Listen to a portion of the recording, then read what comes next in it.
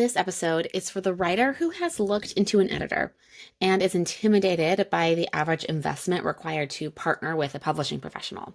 I know that there can be some sticker shock, especially if you're new to publishing.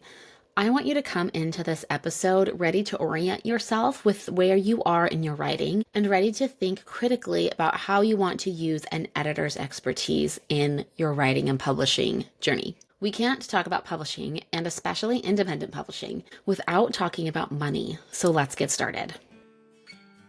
You are listening to the Memoir Method podcast, the place for writers, readers, and anyone who appreciates the collective power of our stories. In this podcast, we explore the impact of memoir alongside an examination of writing techniques and strategies used in the genre. Whether you are a writer looking for inspiration and guidance or a passionate reader seeking meaningful connections through shared experiences, the Memoir Method podcast is your go-to conversation spot. I'm your host, Charlotte, editor, writer, and the heart behind Charlotte Writes. Let's get started. When you first decide to write your memoir, you're likely not thinking about money. You rightly are thinking about the creative part of publishing first. You want to get the story out onto the page. You want to write that first draft. Writing that first draft is essential. I've worked with writers who are on that first draft stage, and I will say that my expertise is most useful to you when you bring me at least most of a first draft, because you can't edit a blank page. There is a lot that I can do from a kind of coaching perspective to get you started. For me to pull in my editor expertise into the writing coaching work that I do, it is really beneficial to have something for me to work with. So I want you to capitalize on that first draft energy. I want you to start writing, get it out onto the page, and really feel great about what you're writing. Keep that excitement for as long as you can. When it comes to working with an editor, you might not expect to need to hire an editor. Although if you're listening to this podcast, it's probably on your radar, right? If you are planning on publishing traditionally, and a lot of writers are, hiring an editor might not be something that you think that you need. And so I want to give you a little bit behind the scenes on how the publishing process works with a traditional publisher. When you sign a book deal, the publishing house is going to assign you and your manuscript an editor. So then the question becomes, why would you want to pay for an editor if the publisher is just going to provide one for you anyway?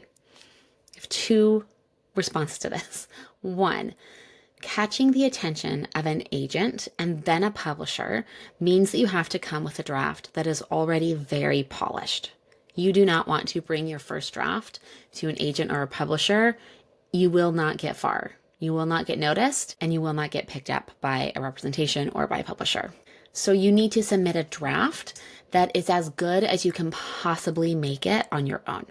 You want to do as much as you can on your own to create a draft that is going to be eye-catching, that's going to get the attention of the people who can continue to move you forward in the industry.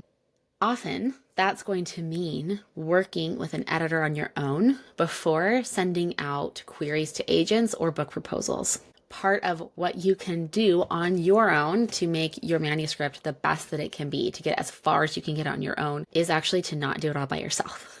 So working with an editor, I know a lot of writers who have published traditionally who have worked with independent editors before they sign with an agent. My second response to this question is you might actually be looking for more than an editor.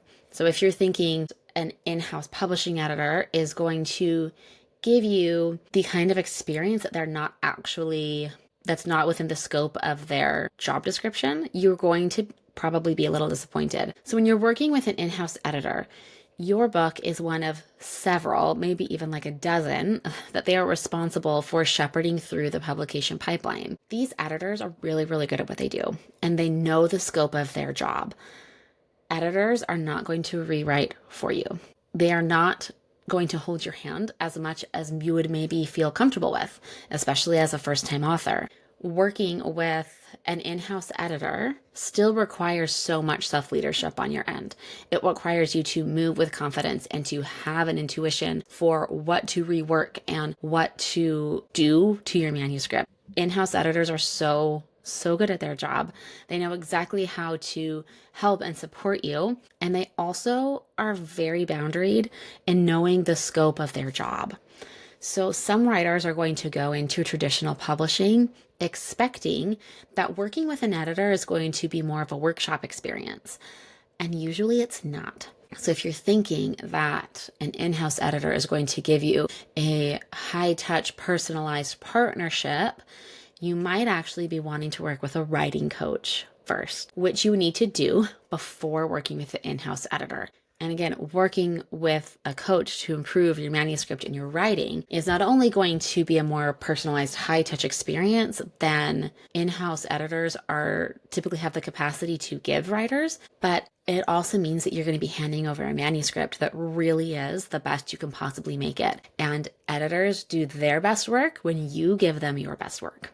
In-house editors are so good at what they do, and you are likely to have a wonderful experience, especially if you can hand over work that is the best that you can give them. I just want you to know what to expect going into that experience, not to dog on anyone in traditional publishing. I just want to make sure that your expectations are set because the publishing industry is so glamorized for us to our detriment. Culturally, we are conditioned to put publishing up on a pedestal, and that does everyone, including all the publishing industry professionals, a disservice. So editing with a publishing house is less hand-holding, more suggestions for revisions, and then they rely on you to really do the work. And if you are a kind of a self-led person who is really kind of knows what an editor means when they tell you to build out the scene, pull in more details here, what do you think about shifting this around, then that's great. If that is not a skill set that you have yet, if you don't feel confident with that yet, if you do want some more hand-holding, a writing coach who's also an editor might be a really, really good fit for you. Let's talk about the costs of independent editing. So you can find independent editors for just about any genre of book. And an indie editor is someone that you pay from your own pocket to evaluate your work and then make suggestions for improvement. These editors are not associated with a publishing house. Maybe you will find indie editors who have worked in traditional publishing before, but who don't anymore. So you can also find these editors for every phase of the editing process. There's a process, a cascade of different types of editing that your manuscript will need to go through. So for example, the cost for a developmental editor is higher than that for a proofreader because the amount of work and time that goes into that level of editing is greater for the higher levels of editing as opposed to kind of the last steps. For a developmental edit, the kind of highest, biggest picture level of editing, this is the big picture structural work of editing, you can expect an independent editor to cost four figures, usually between $3,000 and $4,000, depending on the genre and the expertise of the editor. Line edits, which is the stage of editing where the editor's actually going to be playing around with phrasing, syntax, flow, really tightening up your words and your writing and amplifying your voice. That can cost anywhere from $2,500 to $3,500. Again, you're going to find editors kind of in a range. If you want a better idea about what to expect for rates and what an independent editor could cost, I will link in the show notes to the rates sheet that comes from the Editorial Freelancers Association. So you can kind of check that out and play around with that. I want to talk about why indie editors are worth your money. And I will reiterate that you will 100% benefit from working with an editor, regardless of whether you're publishing traditionally or self-publishing. Working with an independent editor before you publish, before you go into the next phases of editing, is going to 100% benefit you and your writing and your manuscript. Investing in the right editor for you and for your manuscript is going to elevate your work and clarify your message. You can also find editors like me who incorporate writing coaching into their work, which is not a part of the traditional publishing process. When you work with an independent editor, you get to be more choosy. You get to lead the creative process. You get to rely on their expertise, and you also get to practice that publishing collaboration. So working with an independent editor now is going to give you an objective set of eyes on your manuscript at stages where it's really important and where it's really going to kind of leapfrog you forward. Instead of keeping you in your own head, being able to get objectivity, that editorial expertise on your work earlier and more frequently is going to fast track the publishing experience for you, because it's going to help you produce a better, more polished manuscript for when you are ready to publish, regardless of how you publish. Especially in memoir, noticing your own blind spots is going to be almost impossible. Partnering with an editor or writing coach is going to give you a professional perspective that you can't develop on your own. Writing is solitary. It's a solitary act, but publishing, which is what you want to do, that's collaborative. And being able to collaborate with publishing professionals now is already taking yourself seriously as an author. It's deciding, I'm going to make this the best it can possibly be, and I'm going to find the right people to help me do that. So now let's talk about the actual topic of this episode, which is, what if you can't afford an editor right now? I know that those numbers that I threw out a couple minutes ago are not inexpensive. So I get it.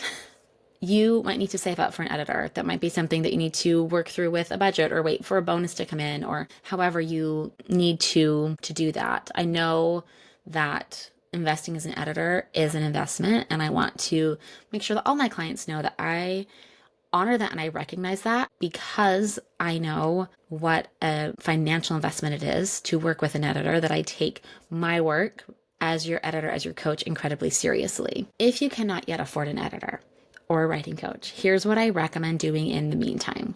First, decide if you want just an editor, or if you actually want more of a coaching experience. A writing coach who is also an editor provides a unique high-touch hybrid experience that is highly customized to your process and to your manuscript. This is what my private work with clients looks like. And it took me actually a little bit to articulate that, about what about my private containers is different from what I've seen in other places. I acquaint myself deeply with your manuscript, and then we have one-on-one calls where we workshop and talk through different aspects of your memoir. So in between calls, I review and edit your progress and your rewrites to make sure that you are on the right trajectory. This process is so much fun for me because I get to see your progress completely skyrocket. In just a few short months, not only does your manuscript completely change and elevate, your writing and your talent is amplified by this process. As a professional, it's so much fun to see that, and it's fun to see you see that and have fun with the process again. So decide if you want an editor, or if you actually might want a higher touch coaching experience. Once you know what you actually do want, research these different editors. I am actually rarely the first editor that a writer has worked with, and this was never a part of my business plan. But a trend that I've noticed with my recent writers in the past year or two is that they have tried an editor and it was not a good fit.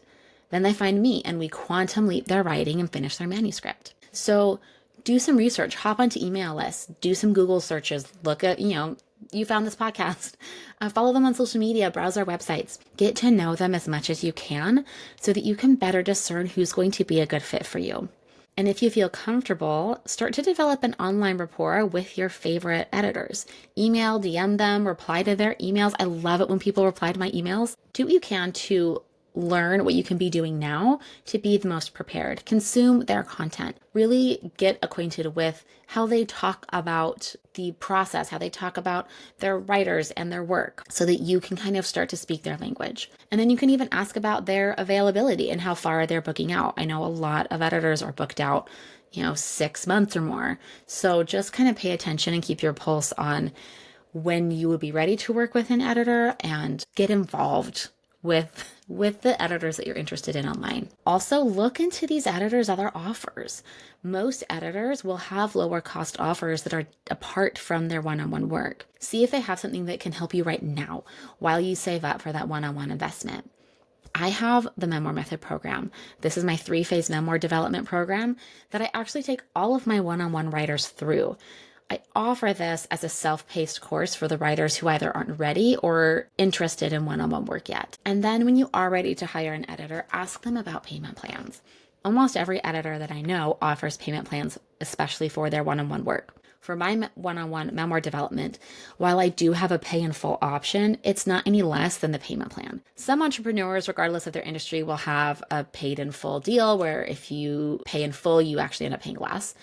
I don't do that just because I know that hiring an editor is a stretch for a lot of writers, and I don't want to make you pay more just because you couldn't pay all at once. So to recap, when you can't afford an editor right now, there's still so much that you can be doing to engage in the process. One, figure out whether you want an editor or an editor who's also a writing coach. There is a difference and the experience will be very different for you. Then to research and get to know your favorites online. Ask about what they need to do their job well and inquire about their availability and their booking timeline. And then you can make smaller investments in offers that aren't their one-on-one. Again, get involved in their world. I offer exclusive one-on-one opportunities with me in my Memoir Method program that I don't advertise anywhere else. And then also, finally, ask about payment plans if you want once you're ready to actually make that investment. I know that investing in an editor is a big deal. It can feel like a big deal, and not only for the finances of it, but also because this is you taking yourself seriously, and that can feel really intimidating and scary. It can also be really fun and exciting.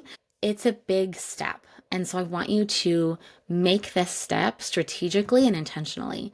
And so even if you're not ready or you can't afford an editor yet, there is still so much that you can be doing to prepare yourself for that next step and to make sure that you are taking yourself seriously now and engage in the process as an author ready to publish instead of as a writer dripping around on her computer.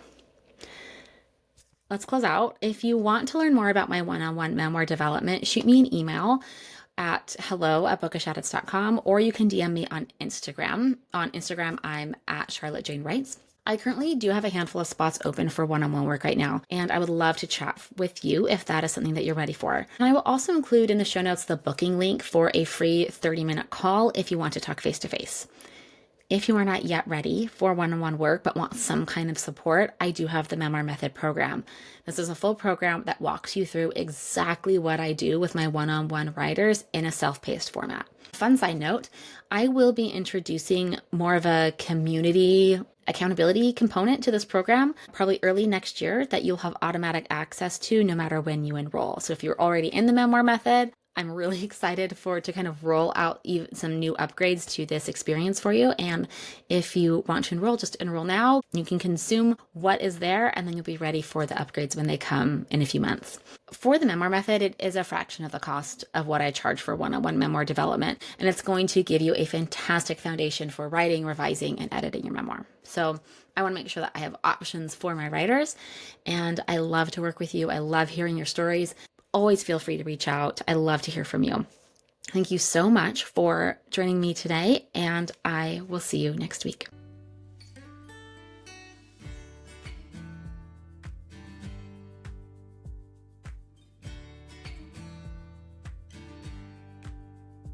You've just listened to an episode of the Memoir Method podcast. The Memoir Method podcast is presented by Charlotte Writes. If you liked what you heard, the best way to support the show is to subscribe through your preferred podcast player. And if you're feeling especially inspired, I'd love it if you left a 5-star review on Apple Podcasts. Leaving a review really does help other readers and writers like yourself find the show. If you want to continue the conversation, you can find me on my website at charlottewrites.co or on Instagram at charlottejanewrites. Thank you for tuning in. I'll see you next time. And remember that you have a story that matters.